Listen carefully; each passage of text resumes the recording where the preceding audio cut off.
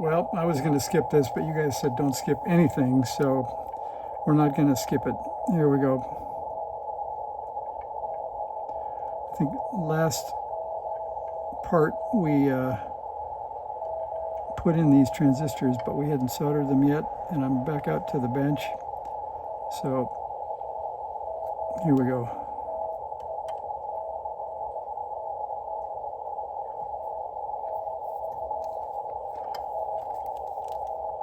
I think we're getting pretty close, actually. We're getting down, I think, halfway down the parts list.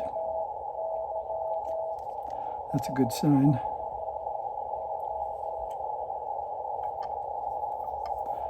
It's kind of interesting, we're 20 plus years after the K1 came out,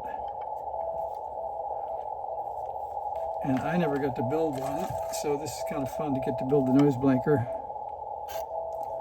And then the KAT1 is coming up, and so is the KBT1. I've recovered from a lot of messes, but I never started one from scratch, so kind of fun. I don't know if you guys seen the videos by the guy that's the radio prepper. He somehow came up with a brand new kit that had never been built. So I think he has two K1s, one that he built himself, which is kind of cool. And now they seemed like unbuilt K1s are a lot like unbuilt HW8s were for a while, where they're over $1,000. I think a used one's fine. Oh, that's not a good joint. Okay, let's see how this came out. Anybody see anything bad? Let's take a look. I think they look okay.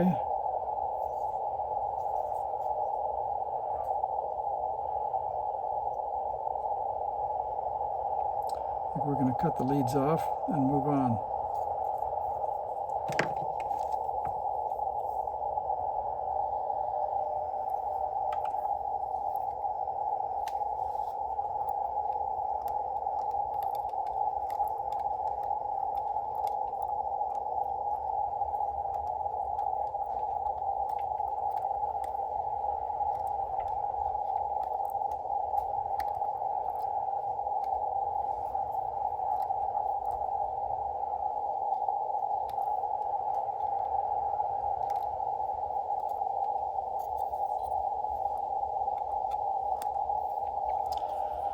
Okay, let's get rid of that extra lead. I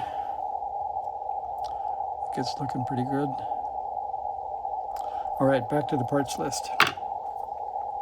So we have two sets of inductors. So apparently the original owner wound one set, and then I think also bought a completely wound set of coils. I guess there are only two, but that would still be a set. Okay, so we did, if we look in there, we should have, I'll turn it over just for ease of reading here. All right, we're zooming in.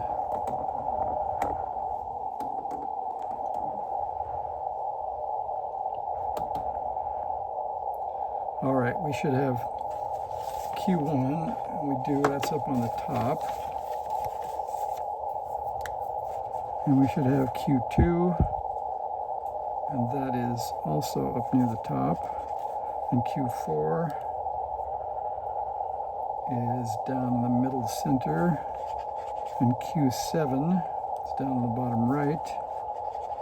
And then 2N7000s are Q5 and Q6. Okay, there's Q5 and Q6, we got those. And I will check to make sure they're 2N7000s. So Q6 is right there. No, Q6 is empty, that's good. And Q5 is a 2N7000, that's good.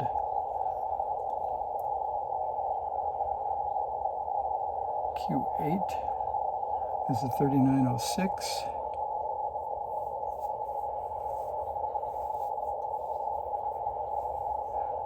And Q3 should also be a 3906.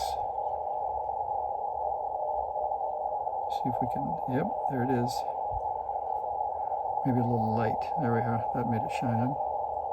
All right, so I think we're in pretty good shape. All right, we're down to Q6.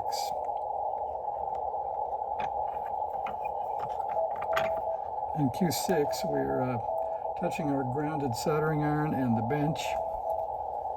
And there it is, waiting in its anti-static foam. Anybody got the call sign of the station yet?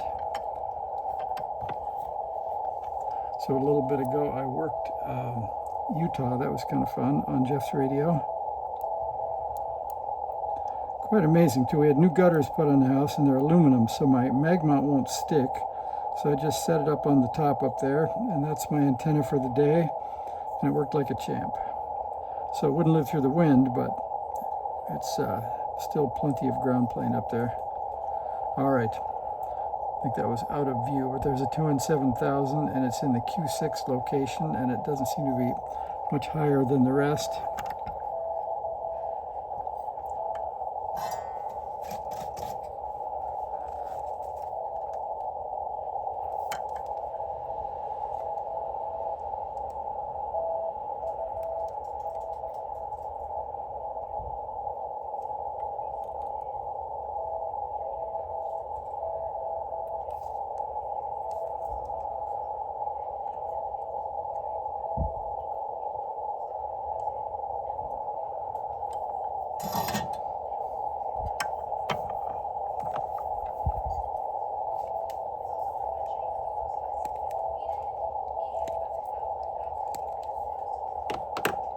Okay,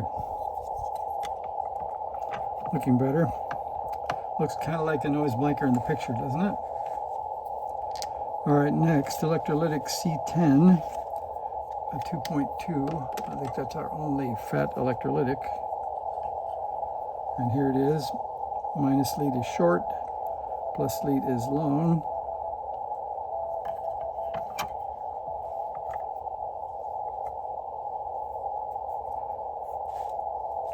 Anybody got a C2 spot spotted there?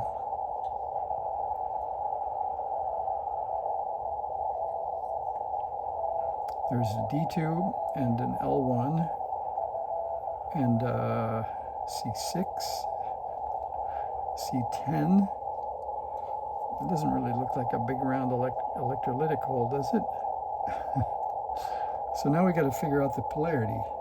It says, noting the orientation of the plus lead, but C10 silkscreen I don't think has a plus on it. So let's go look at C10 on the schematic. All right, C10.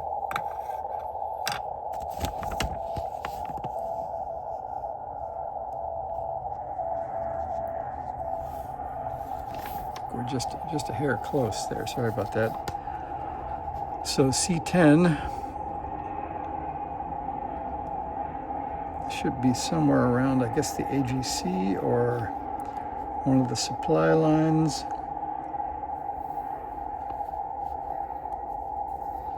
I suppose you've already spotted it by now. I see C7's a 0.01, there's a 0.1. I would have thought up there somewhere. But then we do have to keep our, our AGC, there we are. So the plus is gonna go to the gate of Q5 or the collector of Q4. So the Q5,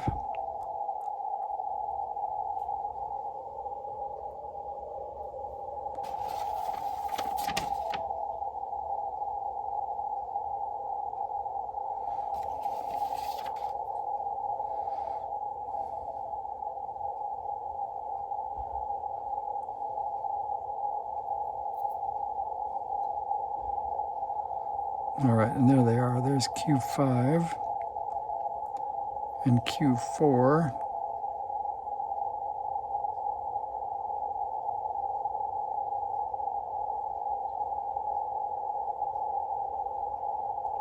Oh, I guess, and we can also see that that's plainly ground. That's on the PC board. So that'll help. You can see there's a pad going right to the ground plane. So we're going to put plus on the right.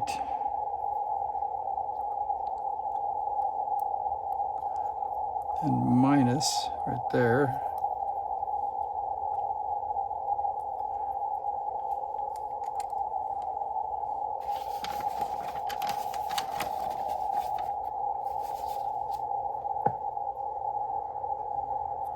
See it? It says, note, the Rev C board has a disk capacitor outline at this location with no plus mark. Preform the leads of C10 to fit the wider spacing and orient the minus lead toward Q8. Well, I guess we passed that test. We could have read ahead a little bit, and we could have done a little better, and we will bend that lead out so that it sits down a little better.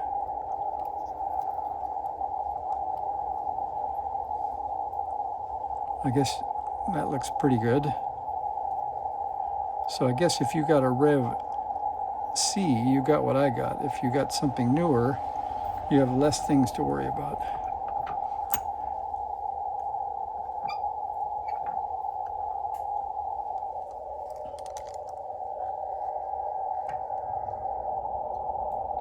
All right, here we come in for C10.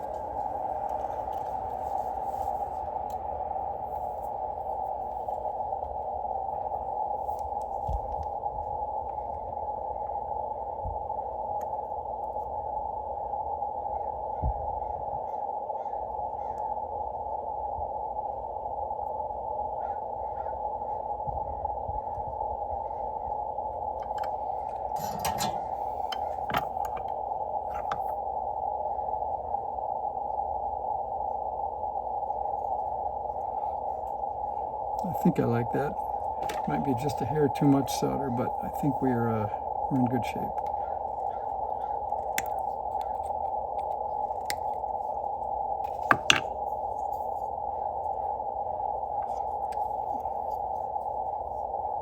I think we're getting near to the processor and the inductors here. Let's see what we got. So according to these instructions, we've got C10. We did all that orientation. We're heading to the next page. All right, so we have the toroid for L2 is marked with an orange dot to differentiate it from L1. So L2 we have over here in the back. Okay, there's an L2. And I believe this is an L2. I don't know if we should have a vote or a beauty contest, but let's see what we have.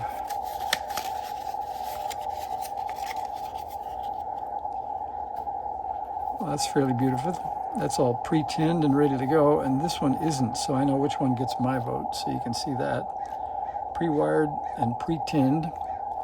And for completeness, I guess we should count.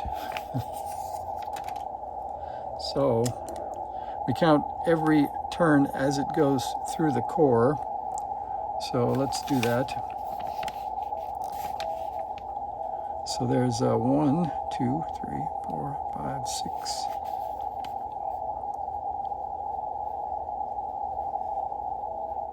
7, 8, 9, 10. 11, 12, 13, 14, 15, 16, 17, 18, 19, 20, and 21 comes through. How many turns should we have?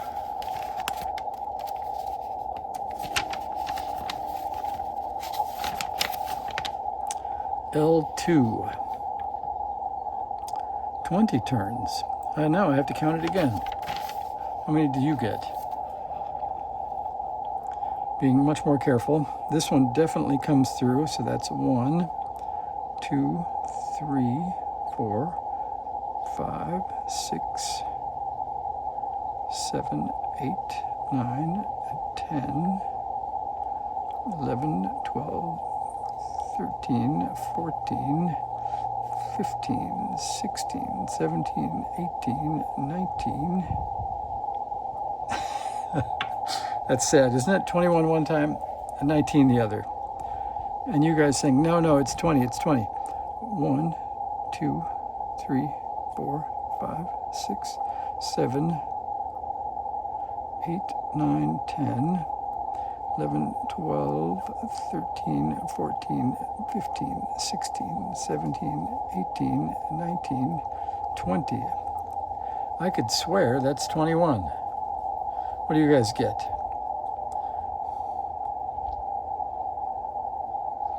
So we think this is turn 1 because it does go through.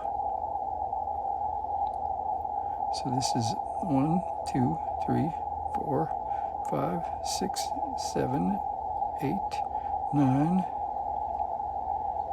10, 11, 12, 13, 14, 15, 16, 17, 18, 19, and 20. All right, I'm going to believe 20. If you guys think it's 20, we're putting 20.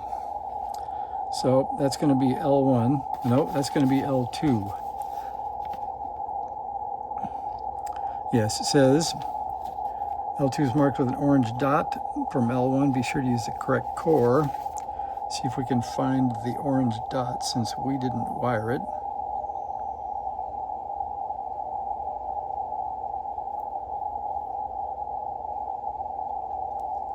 Got any orange dots? Should we trust it since it came from a factory winder? I think we should.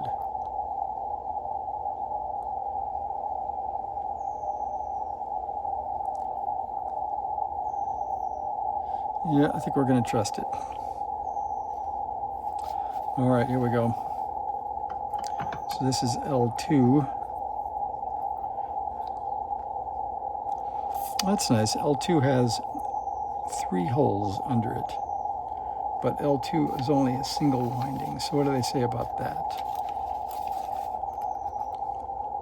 Be sure to use the correct cores in the following steps. Oh, I see. They tell you about it, but then you're not supposed to use it.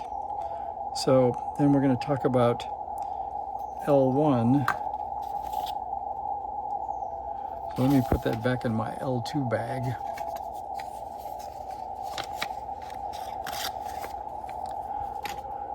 All right, now we're going to talk about L1. It says this is wound on a FT3761 gray with no orange dot using 16 inches to wind the inductor. Sew it through 22 times.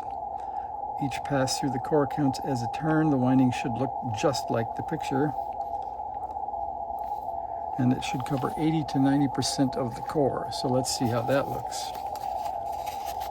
We even have the receipt for the pre-wound coils in the bag. I thought that was kind of good. That's kind of beautiful. Quite nice. All tinned, ready to go. I think I'm going to end this session. I'll go count this so I don't bore you to death. And I'll put it in, and then we'll come right back after L1. So thanks for watching.